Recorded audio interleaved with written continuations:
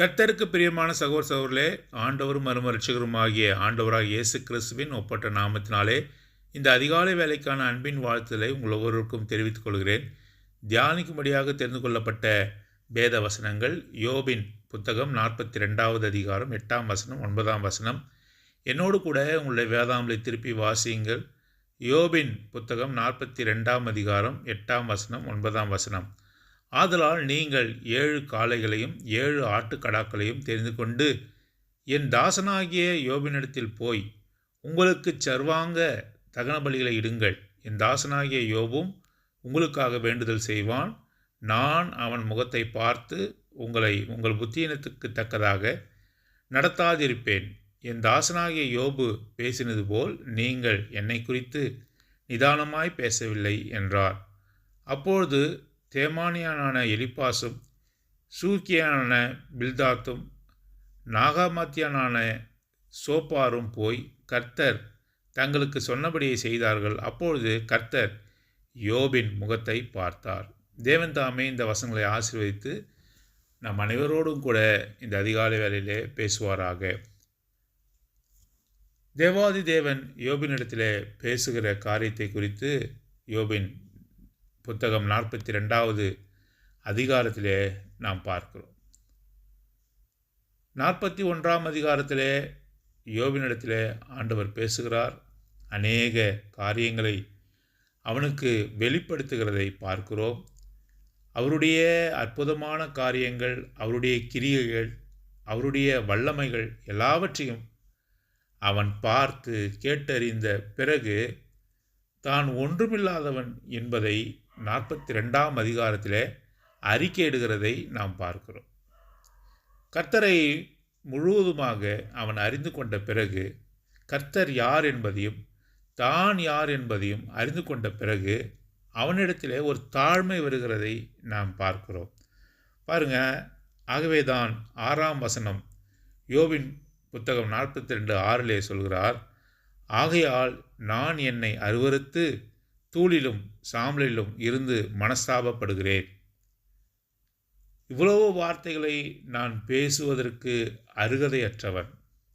என்னிடத்திலே கர்த்தர் பேசுவதற்கு நான் அருகதையற்றவன் என்று சொல்லி தாழ்மையின் சிந்தனை, தாழ்மையின் இருதயம் யோபுக்கு வந்தது. சில வேளை யோபு தன்னுடைய கஷ்டத்தின் நிமித்தமாக, தனக்கு வந்திருக்கிற நோய் நிமித்தமாக, அவனுடைய நண்பர்கள் அவனை குறித்து பேசுவது நிமித்தமாக மனசோர்வு அடைந்தான். அநேக முறை யோபு மனசோர்வு அடைந்தான். அதன் வெளிப்பாடாக என்னுடைய பிறந்த நாளை, என்னுடைய ஜனன நாளை நான் வெறுக்கிறேன் என்று அவன் சொல்கிறான். அது சபிக்கப்பட்டிருப்பதாக என்று சொல்லுகிறதை பார்க்கிறோம். ஆகவே மனதினுடைய ஆதங்கத்தின் நிமித்தமாக சில வார்த்தைகளை அவன் பேசினாலும் கர்த்தர் யோபின் மீது கொண்ட பரிவினாலே, பாசத்தினாலே தன்னை வெளிப்படுத்துகிறார். மிக ஆச்சரியமான காரியங்கள் எல்லாம் மனுஷனாகிய இந்த யோபுக்கு வெளிப்படுத்துகிறார். அது நிமித்தமாக யோபுக்கு பெருமை வராமல் தாழ்மை வந்தது. அவன் சொல்லும்பொழுது தன்னை தூளிலும் சாம்பலிலும் உட்கார்ந்து கொள்கிறேன், கர்த்தரை நான் கேள்வி கேட்பது எப்படி என்று சொல்லி அவன் உணர்கிறான். ஆகவே ஆண்டவரை குறித்து நாம் அறிய ஆண்டவரை குறித்து வெளிப்பாடுகள் நமக்கு கிடைக்க ஆண்டவர் இடத்துல நாம் கிட்டி சேர நாமும் கூட பெருமை கொள்ளாமல் நமக்கு வருகிற சிந்தனை என்ன? தாழ்மையின் சிந்தனை, தாழ்மையின் இருதயம். அதிகமாக தெரிவதனாலே, அதிகமாக நாம் ஜெபம் பண்ணுவதனாலே, அதிகமாக தேவனை ஆராதிப்பதனாலே, தேவனோடு நெருங்கி ஜீவிப்பதனாலே நமக்கு வருகிற காரியம் என்ன? பெருமை வராமல் தாழ்மை வர வேண்டும். அநேகர் நான் இத்தனை வேளை ஜெபிக்கிறேன், நான் உபவாசம் இருக்கிறேன் என்று சொல்லி பரிசேயனை போல பெருமை உள்ளவர்களாக இருக்கிறார்கள். ஆனால் ஆண்டவர் வெளிப்படுத்தும்போது, தன்னை வெளிப்படுத்தும்போது ஒரு மனுஷனுக்கு வர வேண்டிய காரியம் என்ன? தாழ்மையின் சிந்தனை, தாழ்மையின் இருதயம். யோபு கூட அப்படித்தான் தாழ்மையின் இருதயத்தை தரித்து கொண்டான் என்று சொல்லி நாம் இதை பார்க்கிறோம். என் காதினாலே உம்மை குறித்து கேள்விப்பட்டேன், இப்பொழுதோ என் கண் உம்மை காண்கிறது என்று 5ஆம் வசனத்திலும், ஆகையால் நான் என்னை அருவருத்து தூளிலும் சாம்பலிலும் இருந்து மனஸ்தாபப்படுகிறேன் என்று சொல்லுகிறார். பாருங்க, ஆண்டவரும் கூட யோபு மன்னித்து அவனை தன் பிள்ளையாக அவர் ஏற்றுக்கொண்டார். அவனுடைய அக்கிரமத்தை எல்லாம் மன்னித்தார். ஆனாலும் யோபினுடைய நண்பர்களாகிய எலிப்பாஸ் என்று சொல்லக்கூடியவர்கள், அதே போல் அங்கே நாம் வாசிக்கும்பொழுது பில்தாத், சோப்பார் இவர்களை குறித்து கர்த்தருக்கு வருத்தம் உண்டாயிருக்கிறது. அவர்கள் பாவம் செய்தார்கள், தனக்கு எதிராக அவர்கள் பேசினது பாவம் என்று அவர் கருதுகிறார். ஆகவே தான் சொல்லுகிறார், என் தாசனாகிய யோபு பேசினது போல நீங்கள் என்னை குறித்து நிதானமாய் நடந்து கொள்ளவில்லை. நாமும் கூட அநேக முறை நிதானமற்றவர்களாக பெருமையிலே சில வார்த்தைகளை நாம் பேசிவிடுகிறோம். ஆனால் யோபு எல்லா காரியத்திலும் நிதானமாக பேசினார் என்று கர்த்தர் சொல்கிறார். பாருங்கள், கர்த்தர் நம்முடைய வாழ்க்கையில் துன்பங்களை அனுமதிக்கும் பொழுது, கஷ்டங்களை அனுமதிக்கும் போது, நாம் சோதிக்கப்படும் பொழுது நாம் எப்படி இருக்க வேண்டும்? நிதானமாக பேச வேண்டும். பாருங்கள், பிசாசானவன் ஆண்டவரை சோதித்த பொழுது அவர் நிதானமாக பதிலளித்தார் என்று சொல்லி நாம் வாசிக்கிறோம். கர்த்தருடைய வேதத்திலிருந்து வார்த்தையினாலே அவனுக்கு பதிலளித்தார் என்று ஆண்டவராக இயேசு கிறிஸ்துவை குறித்து நாம் வாசிக்கிறோம். ஆகவே கஷ்டமான சூழ்நிலையிலே கர்த்தரை ஒரு நாளும் நாம் அலட்சியப்படுத்தக்கூடாது. அவரை நாம் சில வார்த்தைகளாலே நாம் சொல்லக்கூடாது. கஷ்டம்தான், ஆனாலும் கூட நாம் நிதானமாக இருக்க வேண்டும் என்று சொல்லி கர்த்தர் விரும்புகிறார். கஷ்டமான சூழ்நிலையிலே நிதானத்தை கைப்பற்ற வேண்டும், கைப்பிடிக்க வேண்டும் என்று சொல்லி அவர் விரும்புகிறார். என் தாசனாகிய யோபு பேசினது போல நீங்கள் என்னை குறித்து நிதானமாய் பேசவில்லை என்று சொல்லுகிறார் 8ஆம் வசனத்தில். ஆகவே பில்தாத், சோப்பார், எலிப்பாஸ் ஆகிய நீங்கள் மூவரும் 7 காளைகளை தெரிந்து கொண்டு 7 ஆட்டுக்கடாக்களை தெரிந்து கொண்டு யோபினிடத்தில் போய் என்று சொல்லி 8ஆம் வசனத்தில் வாசிக்கிறோம். உங்களுக்காக சர்வாங்க தகன பலியிடுங்கள். முதலாவதாக பாவத்தை நிவர்த்தி செய்வது இரத்தம் சிந்தலால் பாவம் மன்னிப்பில்லை என்ற வாக்கியத்தின் அடிப்படையிலே நாம் பார்க்கும்பொழுது அங்கே இரத்தம் சிந்தப்பட வேண்டும். பாவத்திற்கென்று இரத்தம் சிந்தப்படுகிற காரியங்களை குறித்து ஆண்டவர் சொல்கிறார். நீங்கள் எனக்கு எதிராக தவறு குற்றங்களை இழைத்திருக்கிறீர்கள். ஆகவே இந்த 3 பேர்களும் நீங்கள் பலியை செலுத்த வேண்டும் என்று சொல்லி பார்க்கிறோம். இதே காரியத்தை எனாமத்தின் புத்தகம் 23ஆம் அதிகாரத்தில் நாம் வாசிக்கும்போது 1ஆம் வசனத்தில் வாசிக்கும்போது அங்கே பாலாக்குக்கு அவன் கட்டளையிட்ட காரியம் என்ன?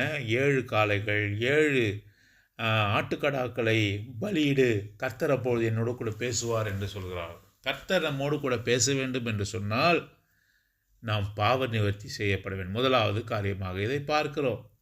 2ஆவதாக என்ன செய்ய வேண்டும்? உங்களுக்காக யோபு வேண்டுதல் செய்வான். யாருக்காக? யார் வேண்டுதல் செய்ய வேண்டும்? உத்தமனாகிய, சன்மார்க்கனாகிய, தேவனுக்கு பயப்படுகிறவனாகிய, நிதானமாய் பேசுகிறவனாகிய தாசனாகிய யோபு உங்களுக்காக வேண்டுதல் செய்வான். நீதிமான் செய்கிற ஊக்கமான ஜெபத்திற்கு ஆண்டவர் செவி கொடுக்கிறார் என்று சொல்லி பார்க்கிறோம். உள்ளத்திலே அக்கிரம சிந்தை இல்லாதவர்களாகிய நாம் ஏறெடுக்கிற ஜெபங்கள் ஆண்டவர் கேட்கிறார். உத்தமன் நீதிமான் செய்யும் ஜெபத்தை ஆண்டவர் கூர்ந்து கேட்கிறார். பாவம் மன்னிக்கப்பட்டவர்கள் செய்கிற ஜெபத்தை கூர்ந்து கேட்கிறார். அவருடைய தாசர்கள், அவருடைய பிள்ளைகள் செய்கிற ஜெபத்தை அவர் கேட்கிறார். முதலாவதாக அவருடைய பாவங்கள் நிவர்த்தி செய்யப்பட வேண்டும். அவர்களுக்காக உண்மையும் உத்தமமான ஊழியக்காரனாகிய நீதிமானாகிய யோபு உங்களுக்காக வேண்டுதல் செய்வான். இன்டர்செசரி பிரேயர் என்று சொல்லக்கூடிய பரிந்து பேசுகிற ஜெபம். பாருங்கள், ஆண்டவராக இயேசு கிறிஸ்துவும் கூட நமக்காக பரிந்து பேசுகிற ஜெபத்தை செய்கிறார். ஒருவன் பாவம் செய்வான் ஆனால் என்று சொல்லி 1 யோவானிலே வாசிக்கிறோம். 2ஆம் அதிகாரத்திலே ஒருவன் பாவம் செய்வானானால் ஆண்டவராக இயேசு கிறிஸ்து தாமே அவனுக்காக பரிந்து பேசுகிறவராக இருக்கிறார் என்று சொல்லி நாம் வாசிக்கிறோம். ஆகவே இன்டர்செசரி பிரேயர் நமக்காக, நாம் இந்த உலகத்திலே பாவம் செய்யும்போது நமக்காக தேவனிடத்திலே பரிந்து பேசுகிற பிரதான ஆசாரியராக இப்பொழுது அவர் இருந்து கொண்டிருக்கிறார். ஆகவே தான் நாம் மன்னிக்கப்படுகிறோம். நம்முடைய குற்றங்களுக்கு, நம்முடைய பாவங்களுக்கு தக்கதாக நாம் தண்டிக்கப்படாமல் தப்பித்து கொண்டு இருக்கிறோம் என்று சொல்லி நாம் உணர்ந்து கொள்கிறோம். ஆகவே யோபு இந்த 3 பேருக்காக, பாவம் செய்தவர்களுக்காக, நிதானமாக பேசாதவர்களுக்காக, வாய் தவறி பேசி தேவனுடைய உக்கிர கோபத்தை சம்பாதித்து கொண்ட இந்த 3 பேருக்காக யோபு ஜெபம் செய்வான் என்று சொல்லி வேண்டுதல் செய்வான். நான் அவன் முகத்தை பார்த்து தான். யோபின் நிமித்தமாக நீங்கள் மன்னிக்கப்படுவீர்கள். யோபின் முகத்தை பார்த்து அவன் செய்கிற ஊக்கமான ஜெபத்தை நான் கேட்டு நான் என்ன செய்ய போகிறேன்? நான் உங்களுக்கு தண்டனை கொடுக்காமல் இருப்பேன். உங்கள் புத்தியீனத்துக்கு தக்கதாக நடத்தாதிருப்பேன். நீங்கள் புத்தியீனமாக பேசினீர்கள், நிதானமாக பேசவில்லை, வாய்ப்பதறி பேசினீர்கள், எனக்கு எதிராக பாவத்தை செய்தீர்கள். ஆகவே உங்களுக்கு நான் தண்டனை கொடுத்திருக்க வேண்டும். நீங்கள் சர்வாக தகன பலிகளை கொண்டு சென்று யோபுக்கு முன்பாக, கர்த்தருக்கு முன்பாக பலியை செலுத்தி யோபு உங்களுக்காக வேண்டுதல் செய்யும்போது அவன் முகத்தின் நிமித்தமாக, அவன் முகத்தை பார்த்து பாருங்கள். ஆண்டவர் இந்த வசனத்தை நாம் படிக்கும்போது நமக்குள்ளாக ஆண்டவர் கிரியை செய்யவில்லையா? நம்முடைய முகத்தை பார்த்து நம்முடைய சொந்தக்காரர்களை அவர் என்ன செய்கிறாரு? மன்னிக்கிறார். நம்முடைய முகத்தை பார்த்து என்ன செய்கிறாரு? அழிக்க நினைக்கிறவர்களை அவர் தப்ப விடுகிறார். இன்னும் இருக்கட்டும் என்று வைத்திருக்கிறார். பாருங்கள், நம் முகத்திற்காக தப்ப விடுகிறார். இதற்கு ஒரு உதாரணமாக நாம் எல்லோரும் அறிந்திருந்த ஒரு சம்பவம். ஆபிரகாமின் நிமித்தமாக லோத்து தப்புவிக்கப்பட்டான். ஆபிரகாம் அங்கே என்ன செய்கிறான்? சோதோம் குமாரோவை நோக்கி ஆண்டவருடைய கடும் கோபம் திரும்புகிறது. ஆண்டவர் அந்த நகரத்தை அழிக்கும்படியாக போகிறார். எப்படிப்பட்ட மன்றாட்டு ஜெபத்தை ஆபிரகாம் லோத்துக்காக ஏறெடுத்ததை நாம் பார்க்கிறோம். தன் இனத்தானாகிய லோத்துக்காக ஆபிரகாம் மன்றாடுகிறதை பார்க்கிறோம். நீதிமான்கள் நிமித்தமாக மன்னிக்க மாட்டீரா என்று சொல்லி அவன் மன்றாடுகிறதை பார்க்கிறோம். ஆபிரகாம் முகத்தை பார்த்து என்ன செய்தார்? லோத்தை அவர் தப்ப விடுவதற்காக அவனை அந்த நகரத்தை விட்டு வெளியே இழுத்து கொண்டு வந்தார். அக்னியில் அவன் அகப்படாதபடி வெளியே இழுத்து கொண்டு வந்தார் என்று சொல்லி பார்க்கிறோம். ஆகவே ஆபிரகாம் முகத்தின் நிமித்தமாக லோத்து மன்னிக்கப்பட்டான். இங்கே யோபின் நிமித்தமாக இந்த 3 பேரும் மன்னிக்கப்பட்டார்கள் என்று சொல்லி பார்ப்போம். யோபு செய்த ஊக்கமான ஜெபத்தின் நிமித்தமாக அவர்கள் மன்னிக்கப்பட்டார்கள்.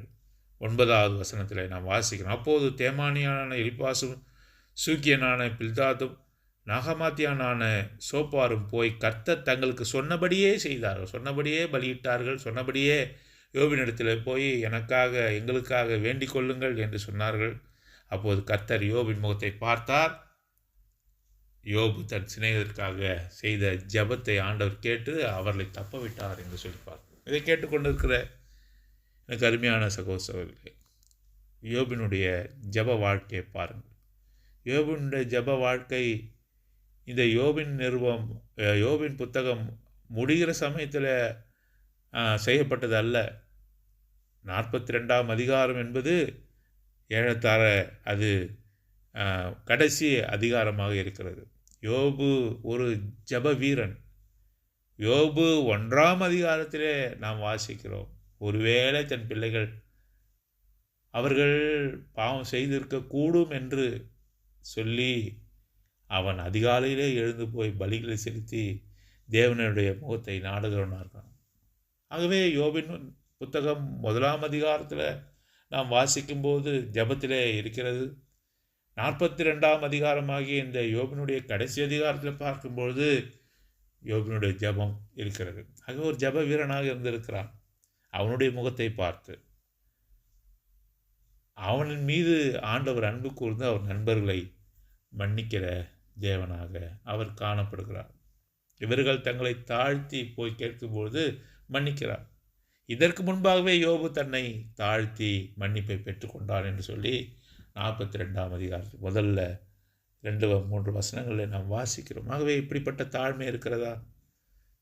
ஆண்டவருக்கு முன்பாக ஆண்டவர் நமக்கு வெளிப்பாடுகளை கொடுக்கும்பொழுது, நம்மை உயர்த்தி வைத்திருக்கும்பொழுது, வாழ்க்கையிலே நம்மை உயர்த்தி வைத்திருக்கும்பொழுது, எல்லா விதமான வெளிப்பாடுகள் இருக்கும்பொழுது நமக்கு தாழ்மை வர வேண்டும். பெருமை வரக்கூடாது, செருக்கு வரக்கூடாது, தாழ்மை வர வேண்டும். யோபுக்கு அந்த தாழ்மை இருக்குது. நான் தூளிலும் சாம்பலிலும் அமர்ந்து கொள்கிறேன் என்று சொல்கிறான். மாத்திரமல்லாமல் அவன் நிதானமாய் பேசினான். ஒரு நாளும் நிதானத்தை அவன் விடவில்லை, நிதானத்தை அவன் இழக்கவில்லை. ஒரு நீதிமான் நிதானத்தை இழக்கவே மாட்டான். விசுவாசி பதறான். ஒரு விசுவாசி பதறவே மாட்டான். எல்லா சூழ்நிலையிலும் எல்லா சந்தர்ப்பத்திலும் கர்த்தர் இதை அனுமதித்தார், கர்த்தர் கொடுத்தார், கர்த்தர் எடுத்தார் என்று சொல்லி நிதானமாக பதில் சொல்கிறவனாக யோபு இருந்தான். அப்போஸ்தலனாகிய பவுலுக்கு அப்பேற்பட்ட உபத்திரம் கொடுக்கப்பட்டது சரீரத்தில். இதற்காக மேன்மை பாராட்டுவேன் என்று சொன்னான், பரவாயில்லை என்று சொன்னான். நிதானம் நிதானம் நிதானம், பதறவே கூடாது. பதறுகிற வாழ்க்கை சிதறுகிற வாழ்க்கை. ஆகவே பதறாமல் இருக்க நிதானம், நிதானத்தை கைப்படு. அவன் நிதானத்தை கை கொண்டவனாக காணப்பட்டான். ஆனால் இவர்களோ, யோபின் நண்பர்களோ, அவர்கள் நிதானத்தோடு கூட அவர்கள் பேசவில்லை. ஆகவே கர்த்தருக்கு எதிராக பாவத்தை செய்தவர்களாக மாறினார்கள். அது நிமித்தமாக அழிவுக்கு நேராக அவர்கள் காணப்பட்டார்கள். அவர்கள் பலிகளை செலுத்தி கர்த்தர் சொன்னபடி யோபு அவர்களுக்காக வேண்டுதல் செய்யும் பொழுது யோபின் நிமித்தமாக, அதுதான் மிக முக்கியமான, யோபின் முகத்தை கர்த்தர் பார்த்தார். இந்த 3 பேரோட முகத்தை பார்க்கல.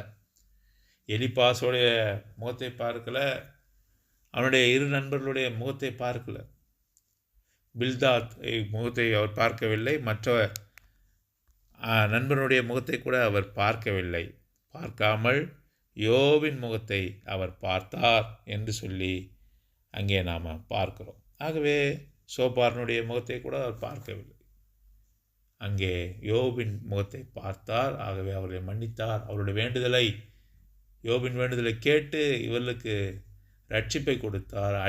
அழிவுக்கு நேராக இருந்தவர்களை தப்புவித்தார் என்று சொல்லி நாம் பார்க்கிறோம். அப்பேற்பட்டவர்களாக மற்றவர்களுக்காக கூட இந்த இன்டர்செசரி ப்ரேயர் என்று சொல்லக்கூடிய இந்த பரிந்து பேசுகிற ஜபத்தை ஏறெடுக்கிறவர்களாக, மற்றவர்களுக்காக பரிந்து பேசுகிறவர்களாக கர்த்தரிடத்தில் போய் அவர்களுக்காக மன்றாடி அவர்களை தப்புவிப்பவர்களாக காணப்பட தேவன் தாமே நமக்கு உதவி செய்வாராக. ஆமென்.